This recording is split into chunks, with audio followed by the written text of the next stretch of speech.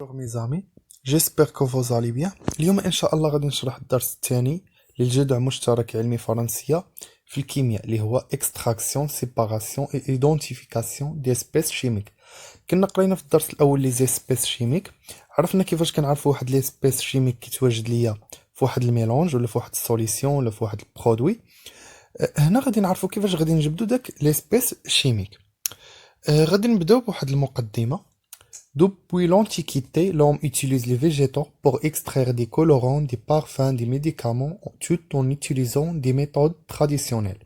كوم دابا في القدم الانسان كان كيستعمل النباتات باش كيستخرج منهم الالوان، الروائح، العطور زعما، ولي ميديكامون الادويه، وكان كيستعمل واحد الطرق تقليديه باش غادي يجبد. مثلا غادي يشد واحد النبته غادي يبغي يجبد منها لون ولا يجبد منها رائحه، كيستعمل واحد الطرق تقليديه باش كيجبد داك الحاجه اللي باغي يجبد، مثلا بحال الريحه ولا ما عرفناش حنا بالضبط شنو، كل واحد واش يبغي يجبد. المهم من بين هاد الطرق كاين البريساج. البريساج شنو هو التعريف ديال هذا البريساج؟ Cette opération consiste à faire sortir un produit en exerçant une pression. يعني هاد التقنيه هادي كنخرج واحد المنتوج بتطبيق واحد الضغط، واحد البريسيون. مثلا انا باغي نجبد الزيت من الزيتون، كنطبق على هذاك الزيتون واحد البريسيون وكنجبد منه الزيت.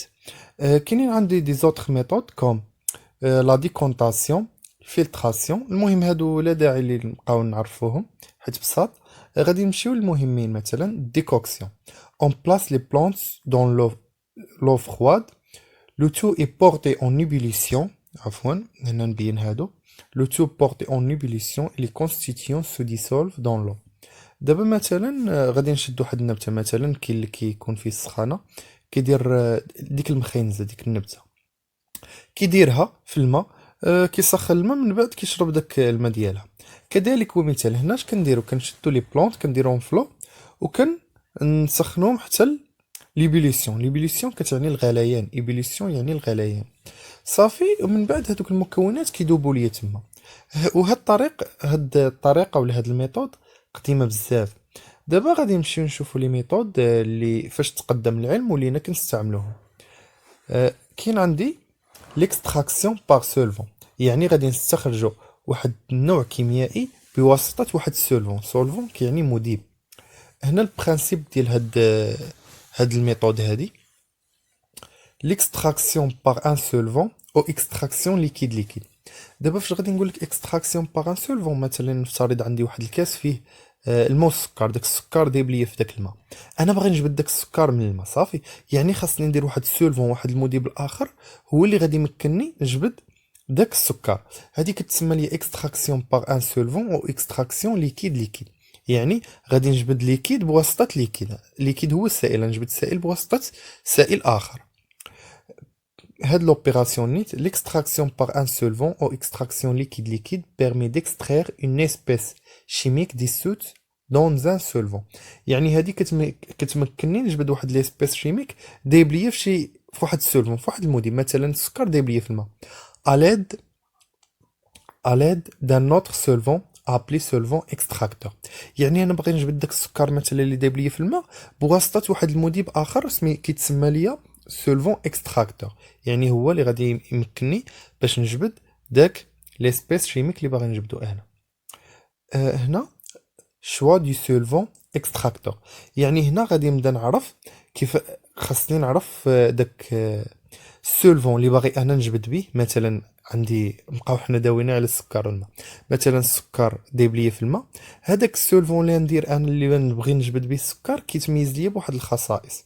من بين هاد الخصائص خاصو يكون ليا نون ميسيبل افيك لو، يعني دابا هذاك السولفون فاش نزيدو على الماء والسكر خاصو ما يمتزجش ليا مع الماء والسكر صافي. يعني هو ما خاصوش يمتزج ليا كاع مع الماء، مع السكر ماشي مشكل، يعني ما خاصوش غير يتخلط ليا بالماء، غادي يبقى الفوق. مثلا بحال الزيت والماء، الزيت كنديرو فوق الماء اش كيوقع ليه؟ الزيت كيبقى ليا فوق الماء، الفلوت سور لو. واخا هنا اي سيباري لي دو فاز اوبتوني. المهم هنا هذاك السولفون اللي نزيد خاصو يكون نون ميسيبل افيك لو، خاصو ما يتخلطش ليا مع الماء. الحاجه الثانيه En plus, l'espèce chimique à extraire doit être plus soluble dans le solvant à extracteur que dans l'eau. يعني مثلا عندي داك الكاس اللي فيه الماء والسكر، انا فاش غادي نزيد داك السولفون على الماء والسكر، اول حاجه اش قلنا خاص هذاك السولفون يكون ليا نون ميسيبل افيك لو، يعني ما خاصوش يمتزجش ليا مع الماء، ما خاصوش يمتزج مع الماء، خاصو يبقى فوق الماء ولا تحته، المهم ما يمتزجش معاه. هنا عاوتاني خاصني واحد الخاصيه اخرى، شتيش هذاك السكر اللي باغي نجبدو ولا هذاك لي سبيس شيميك اللي باغي نجبدو، خاصو يكون لي اكثر ذوبانيه في داك السولفون اللي درت كثار من الماء. يعني مثلا خاصو هو يكون كيدوب ليا في هذاك السولفون اللي درت جديد كثر من الماء. صافي. واخا هنا غادي نمشيو من بعد، غادي نعطيو واحد المثال ديال هذا الشيء اللي قلنا كامل. extraction du diode présent dans une solution. هنا غادي نجبد واحد الديود اللي موجود ليا في واحد السوليسيون. صافي. واخا on introduit يعني كندخلو le mélange d'une solution aqueuse de dioxyde de potassium et de diode dans l'ampoule à décompter. هذه هي l'ampoule à décompter. صافي هي هذا هو الشكل ديالها. دابا خدينا واحد السوليسيون ديال الديودير دو بوتاسيوم. صافي هاد الديودير دو بوتاسيوم فيها الديود. صافي فاش دخلناها احنا باغي نجبدو من هاد السوليسيون، باغي نجبدو منها هاد الديود هذا. ها صافي هاد الديود هذا باغي نجبدو. هذيك السوليسيون راه ديجا الديودير دو بوتاسيوم فيها الديود، انا باغي نجبد منها الديود. صافي واخا اون اجوت لو سولفون هيبتان. دابا هذاك الديود، دابا كاين عندي ديك السوليسيون فيها الديود، غادي نزيد عليها واحد السولفون اللي قلت لي بحال اللي قلت لكم قبيله، هذاك السولفون سميتو الهيبتان. صافي هاد السولفون ما كيمتزجش ليا اول حاجه مع الماء، ثاني حاجه داك الديود اللي باغي نجبد انا راه اكثر ذوبانيه في هاد السولفون اللي هو الهيبتان، كيدوب ليا فيه كثار من الماء. صافي واخا هنا اون اجيت اي اون ليس ديكونتي اون اي ديغازي لو ميلونج. دابا فاش غادي نخلطوا هاد الهيبتان، هاد السولفون ديال الهيبتان مع داك الميلونج ديودير دو بوتاسيوم اللي فيه الديود اللي باغي نجبدو، غنخلط مع الهيبتان من بعد اون اجيت يعني غادي نحركو اون ليس ديكونتي اي ديغازي لو ميلونج، يعني غادي نخليو هذاك الميلونج يتحيدوا منه دوك الغازات اللي فيه ونخليه يديكونتي يعني يترسب بحال هاد الشكل، يعني كل فاز تجي في بلاصتها. هنا فاش غادي ندير هاد العمليه، المهم هنا في الاول كما كتشوفوا هنا كانت عندي هذه هي السوليسيون اكوز دو ديود، هي هذه كانت ليا لتحت وكان ليا داك الهبطه الفوق. صافي من بعد هادشي قبل ما نخلط، قبل ابري اجيتاسيون، من بعد انا فاش خلطت غادي نلاحظ بلاتي، فاش خلطت غادي نلاحظ بحال هاد الشكل. صافي ها هو هادشي كامل غادي نقولوا لكم هنايا. ها هو اون اوبسيرف دو فاز، يعني غادي نلاحظ جوج ديال الفاز. فاز هو الطور ولا طبقات بحال هاد الشكل. لا فاز انفيريور كي براتيكمون ديكولوري، ها هي كما كتشوفوا هنايا ها هي لا فاز انفيريور. هادشي من بعد ما خلطت، هذه هي لا فاز انفيريور. صافي وغاديش نلاحظ باقي لا فاز سوبيريور كي كونتيان لو ديود دو لو سولفون de coloration violette. واخا قلنا هذيك لا فاز انفيريور كي براتيكمون ديكولوري، هاد لا فاز اللي قلنا الاولى انفيريور اللي هي لتحت كي مدايره ما فيها حتى لون. صافي بالنسبه لهذيك لا فاز اللي الفوق هي هذه راه عندها واحد اللون فيوليت. صافي بنفسجي، هي لا فاز سوبيريور كي كونتيان لو ديود، هذه النيتر هي اللي فيها لو ديود دون لو سولفون دو كولوراسيون فيوليت. دابا هذاك السولفون قلنا هو اكثر ذوبانيه فاش في الهبطان، هذاك الديود اكثر ذوبانيه في الهبطان في داك السولفون اكثر منه.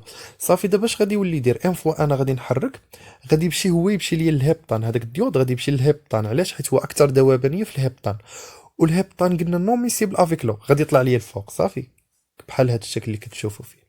صافي هنا اش غادي نولي ندير، on récupère le diode et le solvant.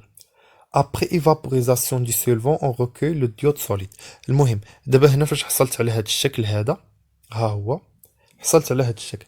الفوق راه كاين ليا الهبطان والديود، حيت هذاك الديود اكثر ذوبانيه في الهبطان كثار من اللون، والتحت كاين ليا كاين ليا السوليسيون اكوز، يعني كاين ليا لو وداك الشيء اللي بقى.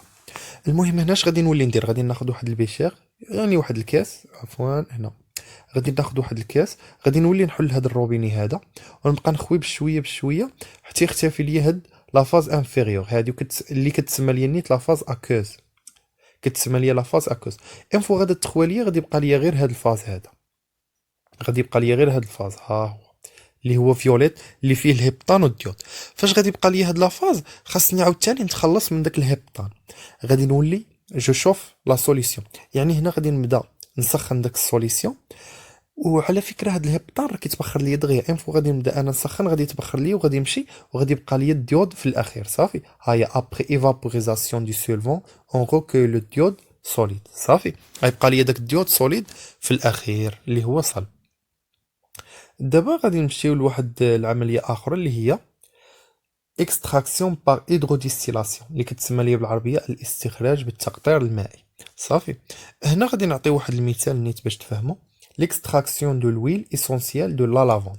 هنا غادي نبغيو نستخرجوا واحد الزيت آه، اللي في الخزامه. صافي، الزيت اللي كاين في الخزامه. المهم هنا هذا هو البروتوكول اللي غنديرو. هنا دون ان بالون on introduit 10 grammes de fleurs de lavande et on ajoute 100 مليلتر دو ديستيلي. هنا غادي ندخل واحد 10 الغرامات ديال النبته ديال لا لافوند، وغادي نزيدو عليه واحد 100 مليلتر دو ديستيلي. لو ديستيلي هو الماء المقطر. on chauffe à ébullition pendant environ 30 minutes jusqu'à obtenir 70 مليلتر دو ديستيلا. هنا اش غادي نولي ندير؟ غادي نبقى نسخن حتى يتبخر لي، ماشي حتى يتبخر ليا، حتى نوصل لدرجه الغليان. صافي، شي 30 دقيقه وانا كنسخن. المهم هنا خاصنا نديرو هاد التجربه، ها هي.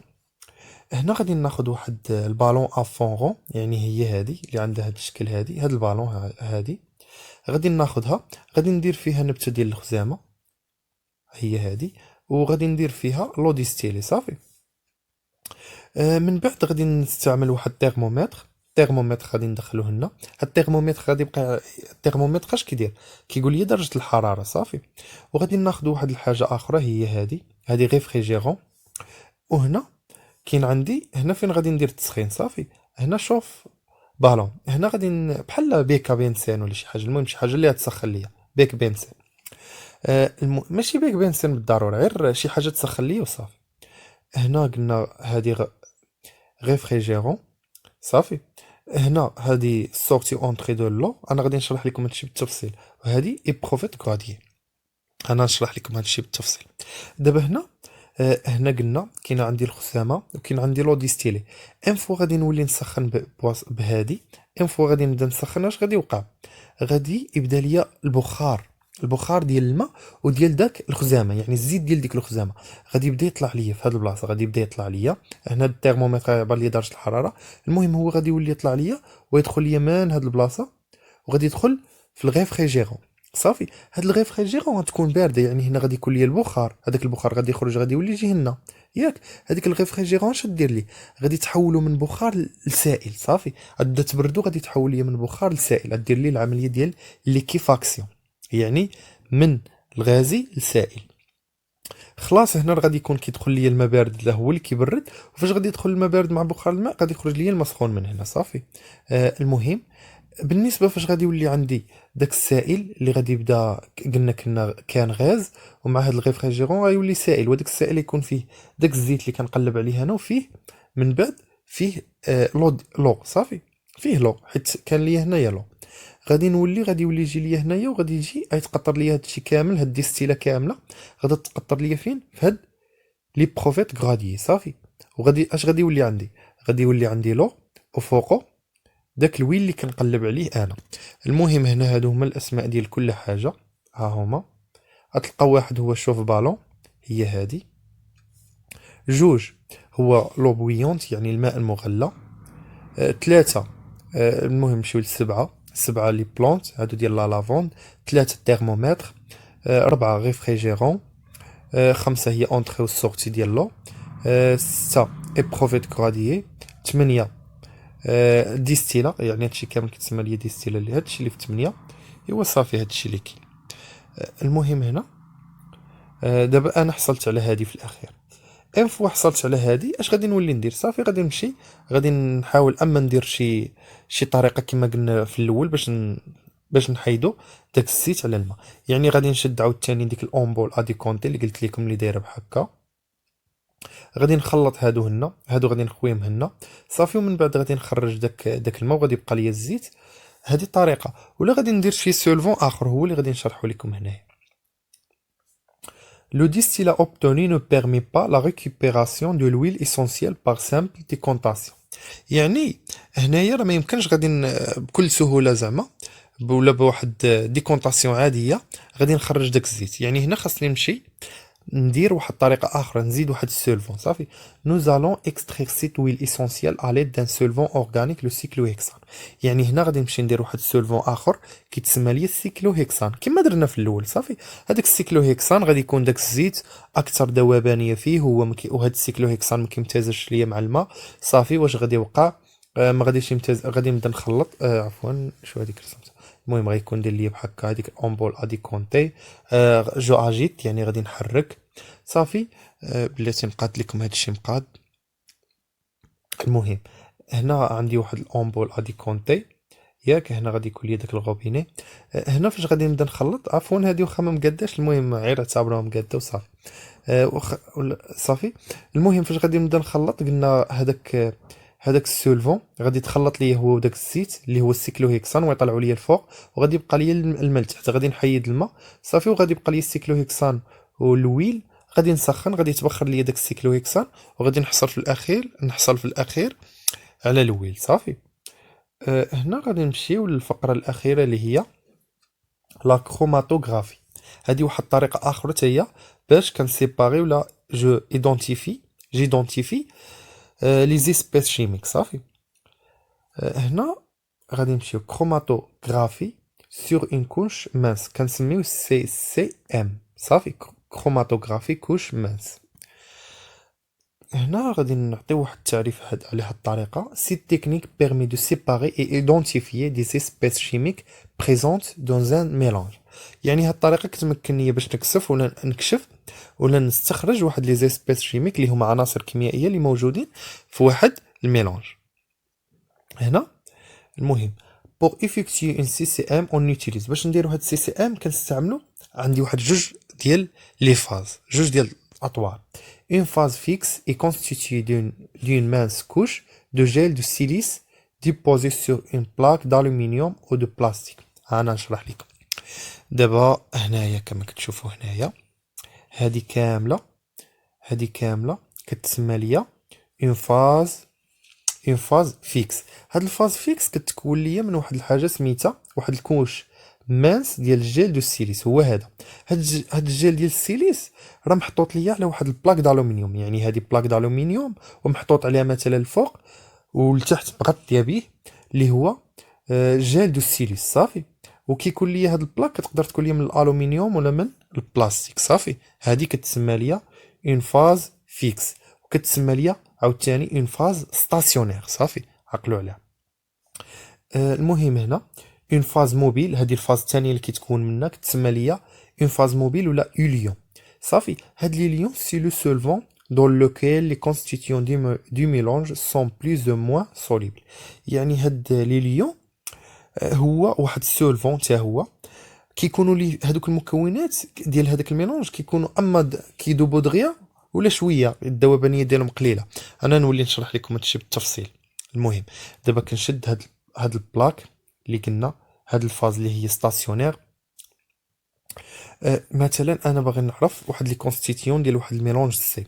هاد السي مثلا اللي نفترض انه كيتكون ليا من ا ومن بي صافي. يعني ها هو ا كندير هنا واحد النقطه يعني كنشد داك الكونستيتيون سي كناخذ منه واحد العينه كنديرها نقطه هنايا صافي. وكنشد هذيك انا عارف هذاك السي مثلا هذاك السي بغيت نبين بانه كيتكون من ا و بي. عاوتاني كنشد ديك ا كنحط منها واحد النقطه هنا عينه منها وبي كنحط منها عينه هنا صافي.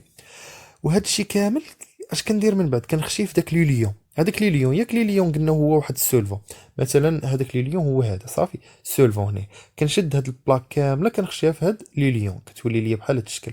دابا اش كيوقع؟ المهم هاد الخط هذا كيتسمى ليا فرون دو لي ليون وهذه كيتسماو ليا لين دو ديبا صافي. راه هما مقادين هنا ها هما مقادين. المهم كنشد هاد البلاك كامله كنخشيها هنا ان فوا انا كنخشيها هنا اش كيولي وقع مثلا هاد النقطه اش كتولي دير ليا؟ لا كانوا فيها جوج كتولي كتطلع ليا جوج. كانت كتكون لي من جوج حوايج كتجيني النقطه هنا مثلا كما كتشوفوا بلاتي، كتولي تجيني نقطه هنا ونقطه هنا. يعني الا كانت كتكون من نقطه كانت كتكون ليا من جوج مكونات، كانت كتكون من ثلاثه غادي يوليو يطلعوا لي ثلاثه المكونات مثلا بحال هذا الشكل. صافي. دابا المهم هنايا هادي امحيوها باش ما تبرزتكمش، هادي امحيوها باش ما تبرزتكمش. المهم اعتبروا راه كاينه نقطه هنا نقطه هنا نقطه هنا. المهم دابا هاد السي اون فوا كنخشي في لي ليون تكونوا لي منو جوج نقطات، يعني نقطه هنا ونقطه هنا. صافي. هادي يعني هو كيتكون لي من جوج مكونات. دابا ديك ا حتى هي لا طلعت هذيك ا غادي تطلع لي بواحد الارتفاع، هو هذا مثلا طلع لي هنا، هاد ا طلعت لي هنا، وهاد بي غادي تطلع لي هنا. دابا اي نقطه من داك السي لا كانت لي متساويه مع واحد النقطه من ا مثلا كما كتشوفوا هنا في هذا الشكل، كنقول نيت هاد السي، هاد النقطه ديال السي راه هي النيت ا. صافي. حيت كانت قدها في الارتفاع، وهاد النقطه الاخرى طلعت لي قدها قد بي، يعني كنقول هاد النقطه الثانيه راه هي بي. صافي. يعني هاد السي كتكون ليا من او بي. ان فوا كنلقاهم عندهم نفس الارتفاع كنقول راه كيتكون ليا من بي ومن ا. صافي. حيت عندهم نفس الارتفاع. لا جاب الله عندي واحد الحاجه اخرى وتكونات ليا راه غادي نقول مثلا واحد النقطه الثالثه هنا، وعندي واحد النقطه الثالثه هنايا، وهنا داير عاوتاني واحد النقطه اخرى دي وجاتها في قد في الارتفاع. يعني نقول هاد النقطه راه هي النيت دي ونكون عارف السميه ديالها. صافي. هنا غادي نمشيو نشرحو. Les lions migrent le long de la phase fixe en entraînant les constituants du mélange que se déplacent à des vitesses différentes. On peut aussi les séparer. المهم هاد لي زيسبيس شيميك هادو كيمشيو ليا بواحد السرعات مختلفة. صافي. هنا غادي نقولوا بان دي زيسبيس شيميك ايدونتيك ميغر ا دي هوتور ايدونتيك سور اون ميم بلاك دو كروماتوغرافي. يعني كما قلنا هنايا كاع دوك الانواع الكيميائيه اللي كيكون عندهم نفس الارتفاع، مثلا هذا عنده نفس الارتفاع ديال هذا، يعني راه هذا النيت هو هذا النيت هو هذا. صافي. عاوتاني هنايا هذا عنده نفس الارتفاع ديال هذا، يعني هذا راه هو هذا. صافي. واخا دوك جاو بحال النضاضر. المهم غادي نمشيو لواحد الحاجه اخرى. المهم هنايا بعدا هادو كيكون عندهم واحد اللون، كيكون عندهم واحد اللون باين، هذه عندها لون باين، هذه عندها لون باين، وهذه عندها لون باين باش كنبقاو نعرفوها. دابا قلنا هادو كتكون عندهم الالوان، يعني هاد النقاط هادو كتكون عندهم الوان، يعني هذه عندها لون، كل وحده عندها لون. دابا في الحاله فاش ما كنلقاش عندهم لون، هنا كنمشي لواحد الفقره اخرى كتسمى ليا ريفيلاسيون دو كروماتوغرام. صافي. ريفيلاسيون دو كروماتوغرام. هنا واخا دون لو كا دي كومبوزي كولوري كيكون ساهل عليا نجبدهم، ولا كان دون لو كا دو كومبوزي انكولوري الي نيسيسير دو فير اباريتر لي طاش. يعني هادوك لي طاش لما كانوش باينين ليا خاصني نبينهم. سي ليتاب دو ريفيلاسيون. هذه هي ليتاب دو ريفيلاسيون. Révélation. On peut pour cela utiliser une lampe à ultraviolet ou les cristaux de diode. هنا في هاد الحاله فاش ما كيبانوش ليا كندير واحد اللومب ديال الفيولي كتسماو ليا يو في ولا كيتسماو ليا يو في. هنا غادي نمشيو ليكسبلوطاسيون دو هنا اكسبلوطاسيون دو كروماتوغرام. المهم هنايا غادي نعرفوا واحد الحاجه سميتها الغابور فرونتال. هنا غابور فرونتال. صافي. هاد الغابور فرونتال كنرمزوا ليه ب ار اف. واخا دابا هنا غادي نشرح لكم هذا مثلا نفترض. المهم درت واحد الكونستيتيون سي واحد ليسبيس شيميك زعما، ولقيتو كيتكون ليا من واحد الكونستيتيون ولا واحد ليسبيس شيميك اللي هو هذا. دابا هاد ليسبيس شيميك كنلاحظوا بانه عنده واحد الارتفاع اش صغيره، وداك اللين دو ديبو، يعني هاد الارتفاع اش هذا الصغير كيبدا ليا من اللين دو ديبو حتى فين كاين داك ليسبيس شيميك، يعني فين كاينه ديك النقطه. وعاود ثاني عندي واحد الارتفاع اخر اللي هو من اللين دو ديبو حتى الفرون دو ليليون، هذاك كيتسمى ليا اش كبيره. دابا انا اللي بغيت نعرف ديك الغابور فرونتال ديال هاد الكونستيتيون هذا اللي هو هذا، ها هو هذا اللي فيه ديك النقطه، اش غادي نولي ندير ار اف الغابور فرونتال ديالو. اش غادي يساوي ليا؟ غادي يساوي ليا الارتفاع ديالو، اللي يعني الارتفاع ديال هاد ليسبيس شيميك اللي باغي نعرف اش صغيره على هاد اش كبيره. هاد اش كبيره اللي هي من لين دو ديبو حتى الفرون دو ليليون. انا نعطيكم كل وحده والدلاله ديالها. هاي h صغيرة distance parcourue par la tâche depuis la ligne de dépôt. هي هادي اللي قلنا من هنا حتى لهنا. بالنسبة ل h كبيرة la distance parcourue par le lion، يعني هذيك المسافة اللي قطع ليا لو ليون. ها هي هنا قال لك entre la ligne de dépôt et le front de l'Ilion. صافي. هنا اش غادي نولي غادي نشرح لكم اخر فقرة، ماشي غير فقرة هذه ولكن غير واحد المعلومة وصافي. المهم هنا غادي نمشيو لي كاركتيرستيك فيزيك دون اسبيس شيميك، يعني المميزات ديال واحد ليسبيس شيميك. اي اسبيس شيميك كيتميز ليا بدرجة الحرارة ديالو، يعني طومبيراتور دو شونجمون ديتا. هاد الطومبيراتور لا طومبيراتور ديبيليسيون يعني درجة الحرارة ديال الغليان، et la température à laquelle s'effectue le passage de l'état liquide à l'état gazeux d'une espèce. يعني كيتميز ليا بدرجة الحرارة ديال درجة الحرارة ديال الغليان ديالو. شنو هي درجة الحرارة ديال الغليان؟ هي درجة الحرارة باش كينتقل ليا من ليطا ليكيد ليطا غازو. مثلا انا سخنت الماء بقى كيتبخر ليا تما بقاش الماء، راه هي هذيك باساج من ليطا ليكيد ليطا غازو. قلنا اي اسبيس شيميك كيتميز بلا طومبيراتور ديبيليسيون ديالو. عاوتاني لا طومبيراتور دو فيزيون، صافي يعني درجة الحرارة باش كيدوب ليا. شنو هي بعدا لا طومبيراتور دو فيزيون؟ لا طومبيراتور à laquelle s'effectue le passage de l'état solide à l'état liquide d'une espèce. هنا هذه سوليد ماشي. المهم مثلا عندي واحد السكر بقيت ندوب بها حتى ولات عسل، هذه راه من ليطا سوليد ليكيد. صافي. هنا عاوتاني ليسبيس شيميك كيتميز ليا قلنا بالطومبيراتور دو شونجمون ديتا، وكيتميز ليا بلا دونسيتي. صافي. لا دونسيتي ديالو اللي هي الكثافه بالعربيه.